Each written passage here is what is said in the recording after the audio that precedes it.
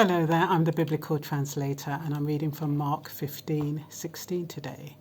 Let me just put on my glasses. The soldiers took Jesus into the courtyard of the governor's headquarters, called Praetorium, and called out the entire regiment. They dressed him in a purple robe and they wove thorn branches into a crown and put it on his head. Then they saluted him and taunted, "Hail, King of the Jews!" And they struck him on the head with a red stick, spat on him, and dropped to their knees in mock worship. When they were finally tired of mocking him, they took off the purple robe and put his own clothes on him again. Then they led him away to be crucified. Why couldn't they crucify him with the purple robe, I wonder? Is it because they didn't want him to die in that regalia? Was it too near the truth? And when you think about the fact that they felt as though the need to mock him and spit on him, treat him with disgust, bring out the whole regiment to put him on display, exercising a false power over him, to intimidate him, to make him feel less than, it's only because of their own insecurities. Otherwise, why would you need to do that? Are you so insecure that you'd have to mock him as King of the Jews and put a crown of thorns on his head? And why spit at him? I mean, it's the utmost feeling. They must have resented him so much. Resented who he was, resented his power, resented his following, resented who he represented. Because otherwise, why would they do that? And you know, jealousy is a serious problem these days. And it's what causes people to kill, to steal. It causes people to betray. It causes people to do all kinds of things, jealousy. And there are so many people jealous in this world. I was watching one of these Korean movies and it was called The First Day of My Life. And there was a girl, she'd got a scholarship into a very high-profile school or university. And the only people that were in that school should have been mayors' daughters, head of states, politicians, all the rich, top-notch parents would send their daughters to this school. But this young girl, she got a scholarship based on her acumen, based on her ability, her talent. She was a mathematician. And the jealousy, even though these young girls had all the money in the world and all the wealth, the jealousy that consumed them until they almost killed her. One girl, she was so angry that the girl had the gumption to not only stand up for herself, but because she was from a poor neighborhood, but she'd got there on talent and she was better at mathematics than she was. And they threw a bust over her head and gave her brain damage. I mean, she had an operation and she was okay in the end. But it's that jealousy and that consumes people. And when you think about what's going on today, the wars and the racism, and I don't know, that's not really jealousy. That's resentment. That's vying for power. But it's all the same thing, really. Why are the rich people jealous of the poor people? Why do they feel as though they have to exert power over them?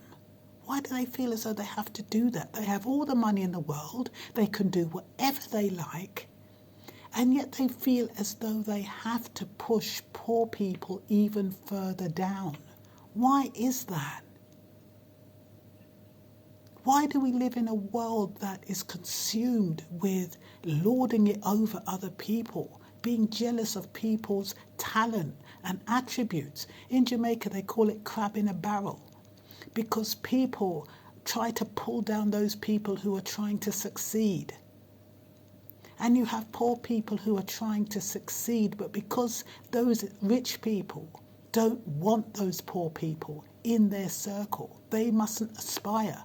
They call it new money in some cases, but they do not want the poor people, even though they might have the same amount of money as them, to mix with them. And they resent the fact that they're actually in their space, in their field, and they'll go to great lengths to make sure they don't stay there. It's like back in the day, a black person would never have more money than a white person. Never in a million years. In slavery days, they were always at the bottom. And I don't know if you can call it equality. I don't know if you can call it tokenism. I don't know what you call it. Or whether some people have just had a lucky break. Or for some people, it's fate. But you have now black people who have money. And they're resented for it. And some of them are brought down because of it. Or they're pulled into contracts because of it, so that they are still controlled. There's still this power game going on that we don't see, the public. We just see, driving a Benz, this and that, whatever they do. But my point is that even in this situation where the crucifixion prior to the crucifixion, people who had more materially than Jesus were jealous of him, resentful of him, just because he was doing good. And you'd think that if you're doing good for others, you'd be applauded. But people resent it. They make out like they want you to do good, but they want to control how you do good. It's like when you see these adverts of people, that saying, send all this money to Africa, and you see these people who can't, the water is dirty, and we don't know where all that money goes, but we know that somebody's controlling the adverts, we know that somebody's paying millions for the adverts, and we know that the money is going somewhere, but it's controlled. But God forbid, you as a billionaire paid off everybody's debts, paid for everybody to live mortgage free, paid for everybody to have food in their houses. Can you imagine that billionaire? They'd probably kill him off. Why? Because there's a system in place, a system of power, of rich and poor, good and bad. And that system has to exist for people in power to keep their power. And so when we're thinking about how they treated Christ before he was crucified, we have to remember that it's about power and jealousy and greed, but it's also about fulfillment of the scripture. It's also about Jesus dying so as a representative, as a sacrificial lamb for us, so that we wouldn't feel discouraged, that some of us would still try to do good, that we wouldn't all just go to the wayside and just think there are no consequences. And I think this is what it's all about. Jesus wanted us to know there are consequences for bad behaviour. And if he never died for us, people wouldn't know that there are consequences, or people wouldn't care. Because if there are no consequences, people just do what they like. But it's about who's laying down the consequences, and whether who is laying down the consequences are doing them in a just way, in a fair way. And so, yes, we all have consequences now, but now we have to rely on our conscience, how we treat people, how we show love, how we demonstrate ourselves, how we react to situations.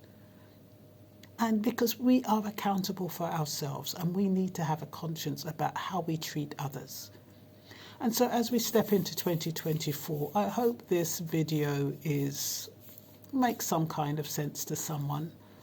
Thank you for being with me, and continue to share my videos and encourage others to, listen, and they might benefit from it. I don't know. But for now, I'm the Biblical Translator. I try to paraphrase the Bible and make it relevant today, so that people who may not know the Bible, or people who think the Bible is outdated, will find some value in what I'm saying. And that's all for now. Happy New Year. Bye-bye.